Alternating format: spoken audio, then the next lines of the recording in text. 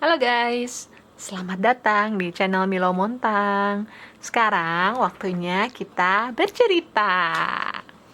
Nah, ini cerita aku dapat dari ChatGPT dengan memasukkan keyword seperti berikut. Buatkan cerita untuk storytelling yang memiliki pesan moral bagus untuk anak-anak dengan hewan atau cerita fabel buaya sebagai tokoh utama.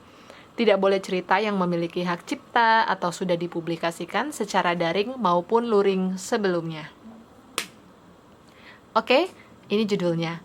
Buaya dan Pelangi Persahabatan. Di sebuah sungai besar yang berliku di tengah hutan lebat, hiduplah seekor buaya bernama Bimo.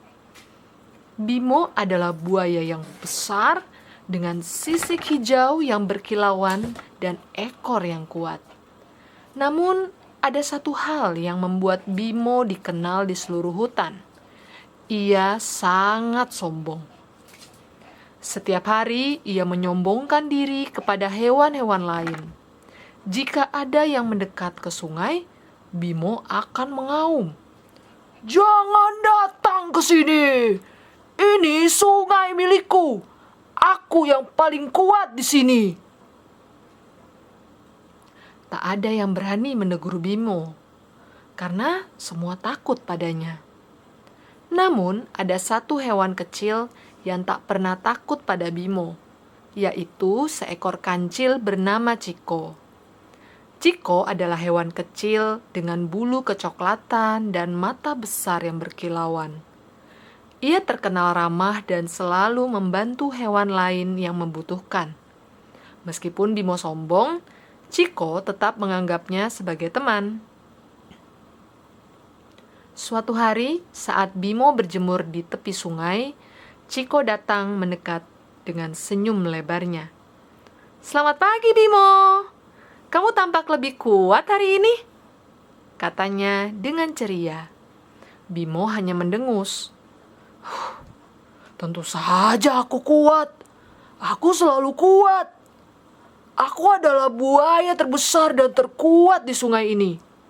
Aku tidak butuh teman kecil seperti kamu, Ciko," katanya dengan angkuh. Ciko tidak tersinggung dan hanya tersenyum. "Baiklah, Bimo. Tapi kekuatan saja tidak selalu cukup. Kadang-kadang kita butuh bantuan teman-teman untuk melewati kesulitan loh," kata Ciko dengan lembut. Bimo hanya tertawa mendengar nasihat Ciko. "Hah? Buaya besar sepertiku tidak butuh siapapun," jawabnya sambil menepuk dadanya dengan bangga. Beberapa hari kemudian, hujan deras turun tanpa henti. Air sungai meluap hingga hampir melahap tepiannya. Arus sungai menjadi deras dan membawa banyak ranting serta batang pohon besar yang terbawa dari hutan hulu. Salah satu batang pohon itu tersangkut di jembatan kecil yang sering digunakan hewan-hewan untuk menyeberang. Hewan-hewan di hutan pun menjadi panik karena batang pohon besar itu membuat jembatan rusak dan mereka tak bisa menyeberang. Melihat itu, Bimo merasa ini adalah kesempatan untuk menunjukkan kekuatannya.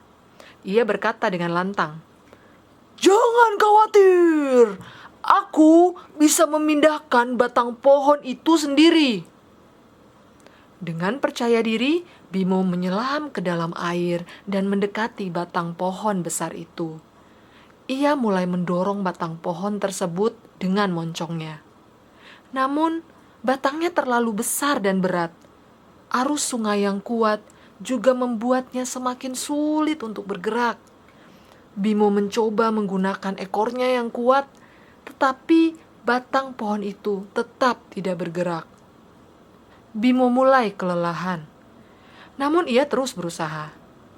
Tiba-tiba, arus sungai mendorong batang pohon itu semakin kencang, dan Bimo ikut terseret ke bagian sungai yang berbahaya. Bimo panik dan berusaha berenang ke tepi, tapi arus sungai terlalu kuat untuknya. Di saat Bimo mulai putus asa, Ciko muncul bersama sekelompok hewan lain, termasuk kelinci, kura-kura, dan burung elang. Tanpa ragu, Ciko berteriak, "Ayo teman-teman, kita harus menolong Bimo!" Kura-kura dan kelinci segera masuk ke air untuk membantu mendorong batang pohon dari bawah. Sementara burung elang terbang dan menarik dari atas menggunakan cakar-cakarnya. Ciko sendiri berdiri di tepi sungai, memberikan petunjuk dan semangat kepada teman-temannya. Bersama-sama, mereka berhasil mengangkat dan memindahkan batang pohon itu dari sungai.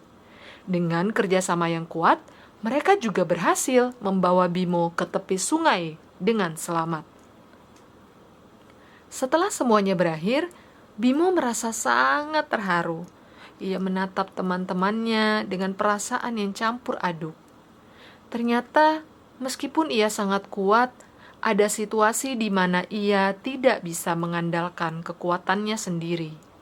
Tanpa bantuan dari Ciko dan teman-teman lainnya, mungkin ia tidak akan bisa keluar dari situasi bahaya ini. Sorry guys. Dengan suara rendah dan penuh penyesalan, Bimo berkata, Terima kasih teman-teman. Aku baru sadar bahwa kekuatan saja tidak cukup. Saling tolong-menolong dan persahabatan jauh lebih berharga. Ciko tersenyum dan berkata, "Kami selalu bersamamu, Bimo. Teman-teman adalah kekuatan sejati, lebih kuat dari kekuatan fisik apapun."